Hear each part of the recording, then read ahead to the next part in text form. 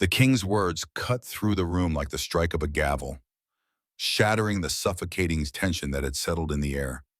Even the ancient stone walls of Buckingham Palace seemed to tremble at the sound. This was no longer the gentle reproach of a husband to his wife. It was the cold, irrevocable command of a monarch to the woman he had once placed beside his throne.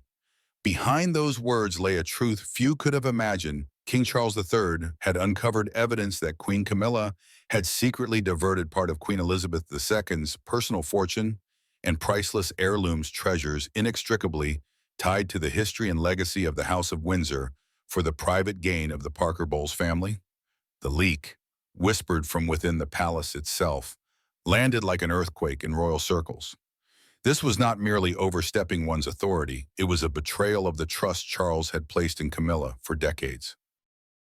In the days after he first learned the truth, the king's silence was described by those close to him as terrifying. He locked himself away in his study, personally reviewing every document, every clause in his late mother's will. Each line he read felt like another blade driven deep into his heart.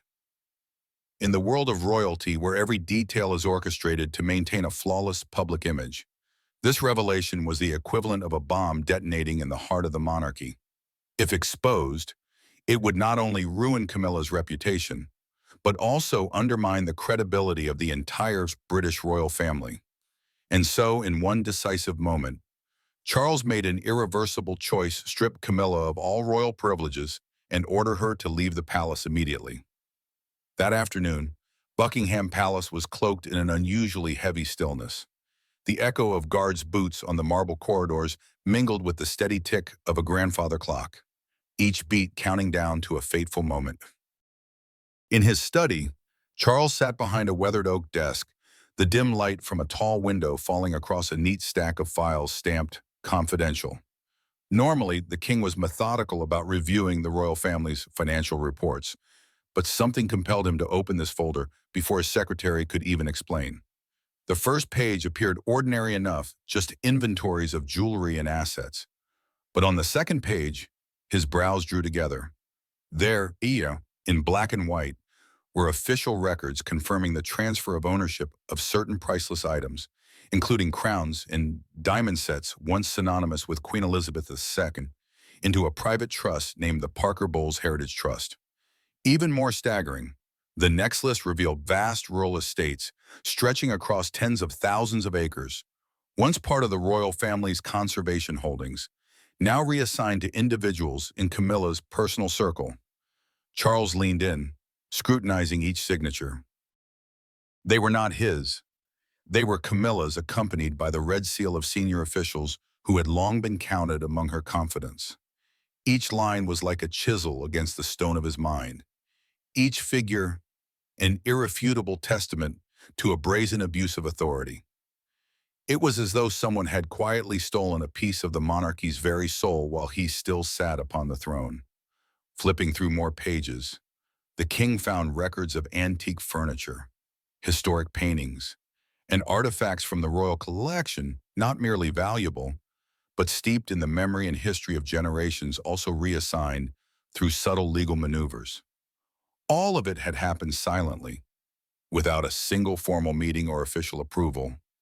In that moment, Charles felt as if he had lost control over his own realm. His mind flashed back to the days when his mother, the late queen, would remind him that the royal family's legacy was the thread binding the nation to the crown. And yet here it was, slipping from his grasp not through external threat or political upheaval, but because of the very woman he had defended above all others. Closing the final file, the air in the room seemed to grow heavier. The initial shock hardened into an icy fury. Charles understood, with a clarity that chilled him, that from this moment on, what he had just read would alter not only his marriage, but also the way history would remember the Windsor reign. For Charles, this was far more than a dispute over property. It was a blow struck at the deepest part of his soul, the place where sacred memories of family and loyalty were kept. Night after night, the king lay alone by the towering window of the palace, the warm amber light casting shadows across a face lined by time and weariness. Outside, the Buckingham Gardens lay as still as ever, but in his mind echoed the footsteps of his mother, Queen Elizabeth II, walking beside him in that very place. He could still hear her voice, firm yet tender, when she had told him, "You must protect the values of this family at all costs." Now those words cut into him like a cold blade, sharpening the edge of his regret. Charles knew all too well how much he had sacrificed to see Camilla crowned queen. He had weathered decades of relentless public storms, endured the fierce disapproval of certain family members, and even accepted the damage to his own image simply to shield her. He had believed that their love, though born in scandal, was strong enough to withstand any tempest. But now, Spain, faced with the truth that Camilla had secretly diverted part of the Queen's treasures and estate for the benefit of the Parker Bowles family, that belief shattered fragile glass on a stone floor. This betrayal felt unlike any political pressure or public criticism he had ever endured.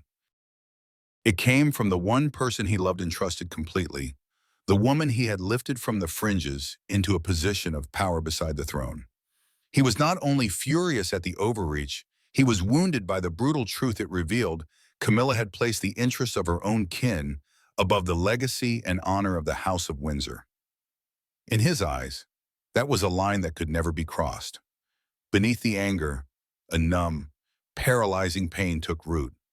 He had lost the image of a lifelong ally in his wife.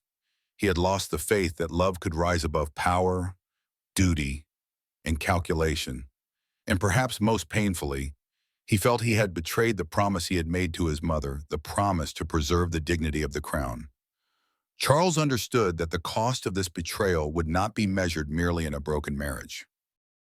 It would leave a scar upon the history of the British monarchy, a reminder that even within the gilded walls of a palace, betrayal could shake the very foundations of the throne.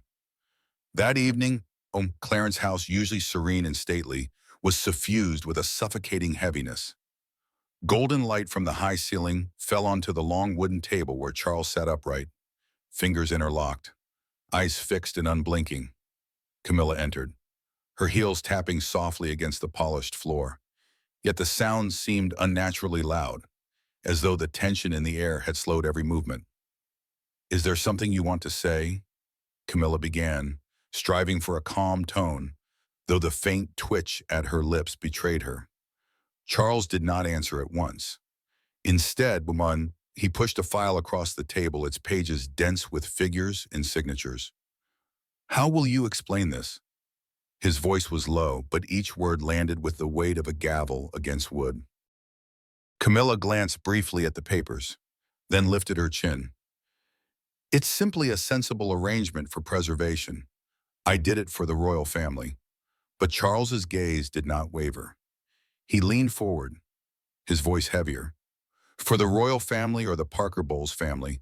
Silence stretched between them.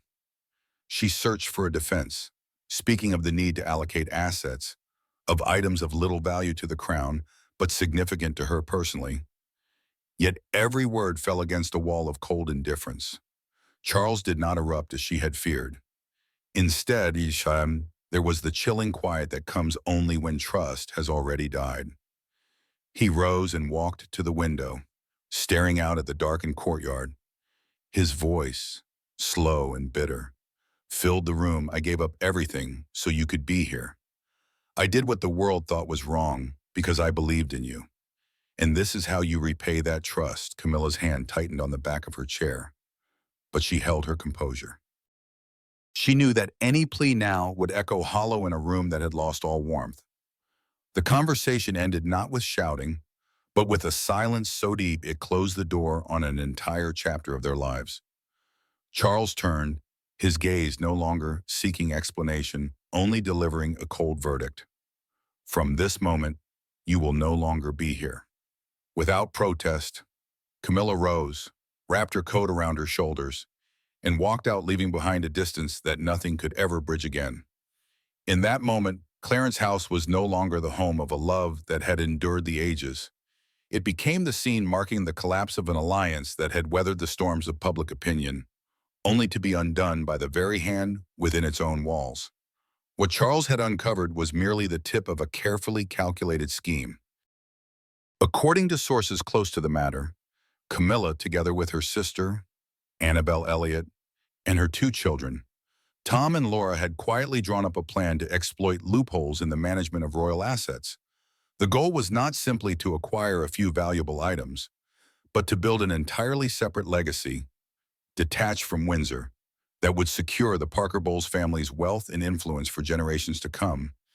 It began with objects few would notice in the royal collection: antique porcelain, rare paintings, seldom seen jewelry, and most notably, certain personal mementos of Queen Elizabeth II. Annabelle, with her experience in interiors and fine art, acted as the appraiser, identifying pieces that could be discreetly released onto the market without drawing undue attention. Tom and Laura, leveraging their international business connections, coordinated with discreet collectors, ensuring all transactions pass through intermediaries to obscure any traceable links. According to investigators, the proceeds from these sales never returned to the royal coffers.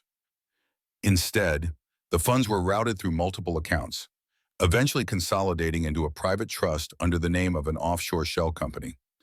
From there, the sizable sum was channeled into the development of an exclusive resort in Cornwall, a project the Parker Bowles family intended as their new family estate. Plans described a five-star hotel, a private golf course, and a yacht marina, all marketed as personal property entirely unconnected to the British Crown. Camilla was believed to be the central coordinator, using the guise of preservation to legitimize the transfer of assets, while her position as queen insulated the transactions from deeper scrutiny. Had the plan succeeded fully, the Parker Bowles family would have controlled a vast, independent fortune, untethered to the monarchy, even if Camilla no longer held her royal role. For Charles, this revelation was a double blow: not only a betrayal of the heart, but the realization that the woman he had once defended had used the crown's name and resources to build a private empire for her own bloodline. Worse still, her accomplices were not outsiders, but those she loved and protected as kin. In the king's eyes, this was not merely an overreach. It was the brazen exploitation of his love and trust, a strike at the very bond between the throne and the woman he had once believed was his other half. As the pieces of Camilla's plan began to fall into place, Charles refrained from acting immediately. Partly he wished to verify the truth for himself, partly there remained a faint hope that it was all a misunderstanding. Yet the silence and the growing coldness between them only fanned the palace rumors. In this shadowed period, Princess Anne began to take note of unusual developments, and Anne rarely involved herself in her brother's private affairs. Yet she knew Camilla well. Odd journeys, secretive meetings, and the unexplained disappearance of certain items once belonging to the late queen had not escaped her notice. When whispers from a few loyal staff members reached her that items were being moved out through unofficial channels, she knew she had to intervene. One evening at St. James's Palace, she summoned Edward Young, her trusted aide, into her study. Her voice was low and resolute. "I want you to examine every financial transaction and asset transfer involving Camilla and her family. From the day our mother passed to now, leave nothing unchecked." Edward understood the sensitivity of the task and that Anne's firmness left no room for delay. Over the following weeks, he quietly gathered the data, combing through the internal email system, reviewing every inventory record, and tracing bank transactions. Gradually, a full picture emerged: email exchanges between Camilla, Annabelle, and Tom discussing how to optimize asset value, lists of items appraised in secret, contracts with discreet collectors, and, most damning of all, money transfers to a Cayman Islands shell company. Anne compiled every fragment into a thick dossier, each page a deep incision into the truth. She knew the moment had come. One afternoon, she walked unannounced into Charles's office at Buckingham Palace. Placing the file on his desk, she spoke simply, "You need to see this." Charles turned the pages slowly. His expression shifted from doubt to shock to a heavy, leaden sorrow. The figures, contracts, and emails lay before him like blades, cutting through the last barrier of protection he had held for Camilla.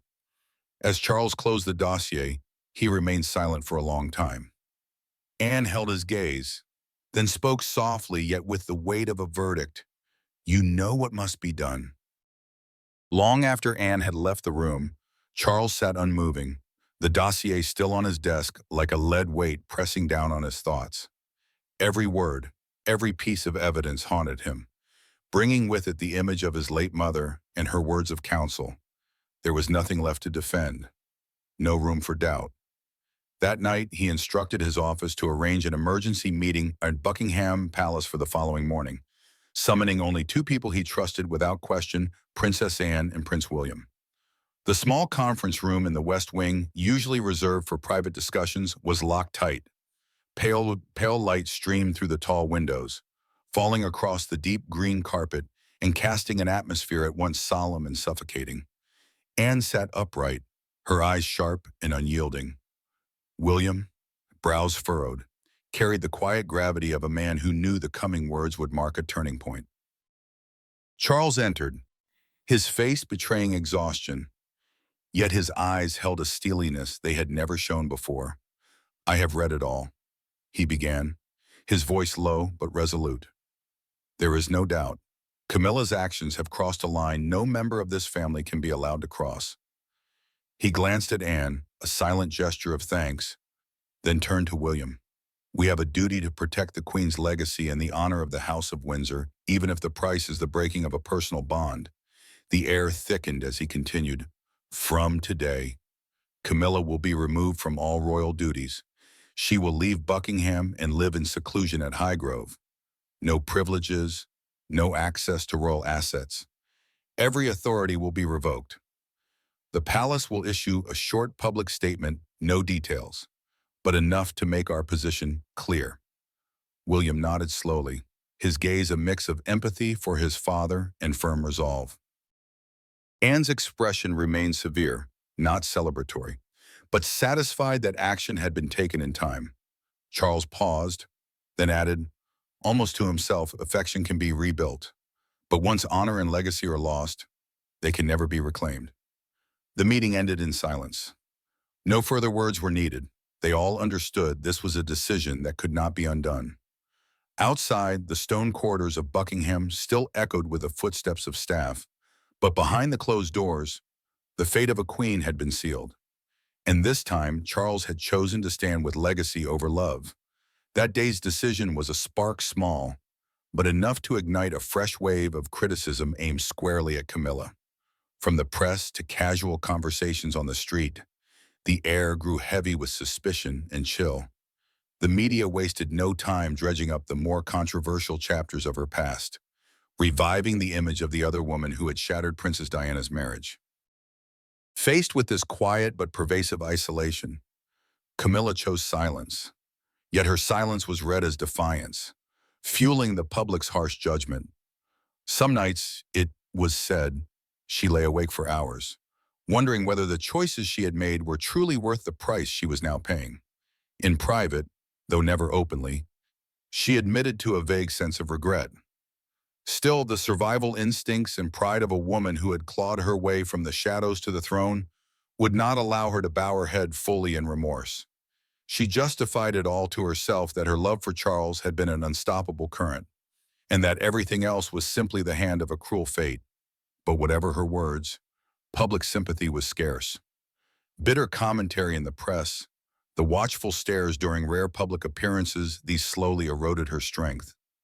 According to close sources, she began avoiding crowded engagements, tiring easily, and relying more on her private medical team. Observers noted her slimmer frame, slower gait, and an occasional hollow look in her eyes, as if her mind were wandering to another time entirely. And so, Highgrove House became her familiar refuge. Amid the sprawling gardens, along graveled paths dusted in white, with the faint scent of lavender drifting in the air, Camilla clung to the last shred of control she still possessed. Here she was surrounded by memories not only her own, but those of Charles and Diana as well. Perhaps that was why Highgrove was more than just a house. It was a vault of layered memories, both warm and bitter. Those close to her say that, from time to time, Camilla would still step into the drawing room where Diana's portrait once hung, her gaze lingering a moment too long, as though holding a silent conversation with a ghost. Within its ivy-clad walls, she slowed her pace, shielding herself from the storms of public opinion outside. Yet that peace was fleeting. Camilla knew all too well that the moment she stepped beyond Highgrove's gates, the crashing waves would be waiting. And the question that haunted her most was not whether she could keep fighting, but whether she could ever find a moment of true peace in what remained of her life. Meanwhile, in Shaw, amid the swirling controversy and the relentless scrutiny of the press, Charles seemed to find a kind of solace in turning towards the legacy of his mother, Queen Elizabeth II. He devoted more time to historical preservation projects, to reviving ancient royal traditions, and to safeguarding the values the Queen had spent 7 decades cultivating. In public appearances, Charles often spoke of the continuity of the crown, an invisible thread binding past and present. Perhaps it was this act of guarding his mother's image and legacy that gave him the strength to endure his own storm. Princess Anne, his steadfast elder sister, became the quiet pillar of unity within the family.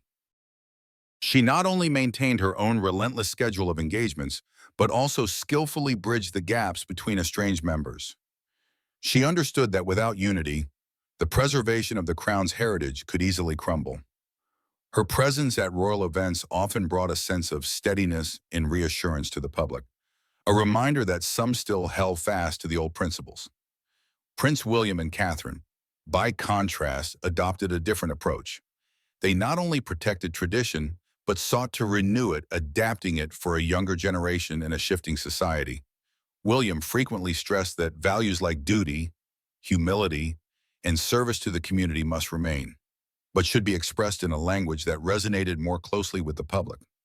Catherine, with her elegance and deft touch in public life, became the face of a friendly, modern monarchy that still retained its dignity. Together, they worked toward a future in which the monarchy's survival would rest not solely on tradition, but on its ability to adapt and connect with the people.